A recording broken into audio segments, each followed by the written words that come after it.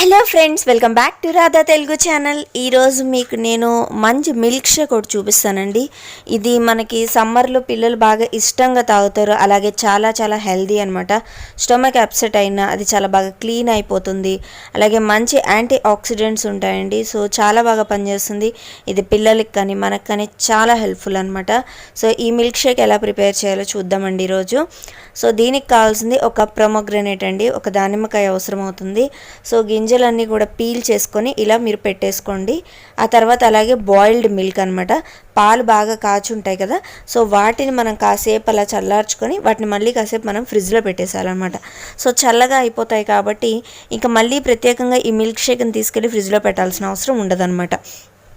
So ఇవి వేసుకున్న తర్వాత షుగర్ కూడా అండి, షుగర్ మీకు కావాల్సినంత వేసుకోవచ్చు. మీరు ఎంత స్వీట్ వరకు తాగగలరో అంత వేసుకోవచ్చు అనమాట.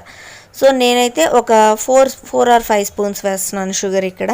సో వేసేసి బాగా కలిపేసి దీన్ని బాగా గ్రైండ్ చేసేసుకుంటున్నాం, అంటే బ్లెండ్ చేసేసుకుంటున్నాం మనం మిక్సీలోనే. సో చాలా బాగా వస్తుందండి. మీ దగ్గర జ్యూసర్స్ ఉంటే ఇంకా జ్యూసర్ బ్లెండర్స్ కానీ అలాంటివి ఉంటే వాటిల్లో అయినా మీరు దీన్ని ప్రిపేర్ చేసేసుకోవచ్చు. సో దీన్ని ఇప్పుడు నేను బ్లెండ్ చేసేసుకుంటున్నాను అనమాట. అండ్ దీనికి మనం కావాల్సే ఐస్ క్రీమ్ కూడా వేసుకోవచ్చండి. సో మీ దగ్గర ఐస్ క్రీమ్ లేకపోయినా పర్లేదు, ఇలాగైనా తీసుకోవచ్చు.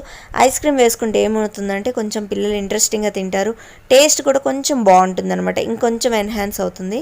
సో దీన్ని మీరు రెఫ్రిజిరేట్ చేసుకోవాలి కంపల్సరీ. అప్పుడే మీకు ఆ కూల్ వల్ల ఏమవుతుందంటే ఇంకా బాగుంటుంది అనమాట. మీరు కావాలంటే పాలు ఉంటాయి కదా, పాలను కూడా ఐస్ క్యూబ్స్ లాగా కూడా వేసుకోవచ్చు.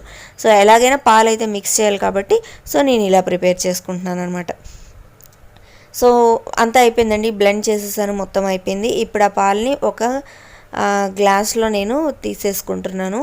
సో చూసారు కదా, పింక్ కలర్లో వస్తుంది, చాలా పింకిష్గా ఉంటుంది, పింక్ డ్రింక్లా ఉంటుంది అనమాట. సో చాలా ఎమ్మీగా ఉంటుంది. ఇప్పుడు నేనేం చేస్తున్నానంటే క్వాలిటీ ఐస్ క్రీమ్ ఒకటి పెడుతున్నాను దీనిలో. సో చాలా చాలా టేస్టీగా ఉంటుంది. మీరు కావాలంటే స్ట్రాబెరీ, వెనీలా, బటర్ స్కాచ్ ఏదైనా తీసుకోవచ్చు అనమాట. సో ప్లెయిన్ ఐస్ క్రీమ్ అయితే ఇంకా ఎమ్మీగా ఉంటుంది అనమాట. సో ఫైనల్లీ దాని మీద ప్రొమోగ్రానేట్ సీడ్స్ తోటి గార్నిష్ చేసుకోవడమే.